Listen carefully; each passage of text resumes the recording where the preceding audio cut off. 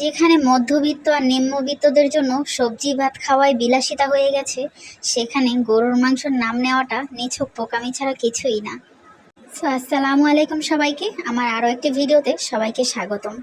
এই দুর্মূল্যর বাজারে স্বপ্ন নিয়ে এসেছে দারুণ দারুণ সব মাছ, মাংস এবং সবজির অফার। তাই এই অফারটি লুফে নিতে আমিও চলে গিয়েছিলাম স্বপ্ন সুপার শপে। আমার এলাকাতে স্বপ্নের যে শাখাটি আছে, এখানে মাছ, মাংস বা সবজির কোনো সেকশন নেই। এজন্য আমার বাসা থেকে খানিকটা দূরে রিক্সা দিয়ে যেতে 15 মিনিট লাগে। সেখানে আছে এই সেকশনগুলো, তাই আমি সেখানেই চলে গিয়েছিলাম আমার কাঙ্ক্ষিত অফারটি লুফে নেওয়ার জন্য। তো গিয়ে দেখলাম যে দুইটি কম্বো প্যাক, একটা হচ্ছে মিনি কম্বো প্যাক আর একটা হচ্ছে লার্জ কম্বো প্যাক। তো এই তো আমি নিয়ে এসেছি লার্জ কম্বো প্যাকটি। মিনি কম্বো প্যাক ছিল 160 টাকা আর লার্জ কম্বো প্যাকটি ছিল 300 টাকা। তো চিন্তা করে দেখলাম যে আমার দুইটি মিনি প্যাক লাগবে, তো দুইটা যদি আমি নিতে যাই তাহলে 160 করে আমার পড়ে যাচ্ছে 320 টাকা। আর যদি লার্জ কম্বো প্যাকটা আমি নিয়ে আসি তাহলে সেটা আমার 20 টাকা সেভ হচ্ছে, 300 টাকায় আমি পেয়ে যাচ্ছি।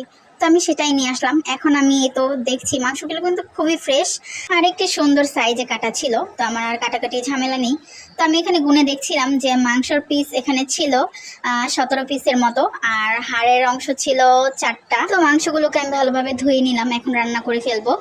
তো মাংসের উপরে আমি যে মশলাটা দিয়েছিলাম, ওখানে পেঁয়াজ, রসুন, আস্ত ধনিয়া, জিরা, লবঙ্গ, গোলমরিচ সব একসাথে আমি ব্লেন্ড করে নিয়েছি। এরপরে আদা বাটা দিলাম, হলুদ গুঁড়ো, মরিচ গুঁড়ো দিলাম আর সামান্য মাংসের মশলা দিলাম ফ্লেভার অ্যাড হওয়ার জন্য।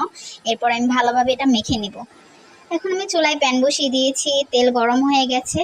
আমি 1 মুঠের মতো পেঁয়াজ দিয়ে দিয়েছি। পেঁয়াজটাকে আমি লাল করে নেব, এতে মাংসের তরকারির কালারটা কিন্তু খুবই সুন্দর আসবে। এই তো আমার বেরেস্তা হয়ে গেছে। এখন আমি এখানে 3টা এলাচ দিয়ে দিয়েছি। তেলের মধ্যে এলাচ দিলে তেলে একটা সুন্দর ঘ্রাণ হয়। এই তো মাংসগুলো দিয়ে আমি ঢেকে দিয়েছি যেন বাগারের যে ঘ্রাণটা সেটা মাংসের মধ্যে পুরোপুরি ঢুকে যায়। 5 মিনিটের মতো আমি ঢাকনা লাগিয়ে রেখেছিলাম। এখন এই পর্যায়ে আমি নাড়াচাড়া দিয়ে নিচ্ছি। নাড়াচাড়া দেওয়ার পরে মাংস যে বাটিতে আমি মেখে রেখেছিলাম সেখানে মশলা লেগেছিল, ওটাতে আমি হালকা একটু কুসুম গরম পানি দিয়ে ধুয়ে সেখানে দিয়ে দিয়েছি। তো 20 মিনিট আমি এভাবেই ঢেকে রেখেছিলাম। চুলার আঁচ কিন্তু পুরোপুরি লো ছিল আর মাংস থেকেও পানি বের হয়েছে। আর পরে আমি আর পানি অ্যাড করিনি আর করবও না। তো এই পর্যায়ে আমি মাংসের সাথে যেই আলু ছিল সেই আলু দিয়ে দিয়েছি, আর ঘর থেকে একটা আলু হয়তো দিয়েছি আমি কেটে। এই তো কাঁচামরিচ দিয়ে দিলাম, আর এখন গরম মশলা গুঁড়ো উপরে ছিটিয়ে দিব, একটু জিরা গুঁড়ো উপরে ছিটিয়ে দিব। এই তো রান্না শেষ। তো এখন আসি, এটা আমাদের জন্য লাভজনক নাকি লাভজনক না? আমি বলবো অবশ্যই লাভজনক।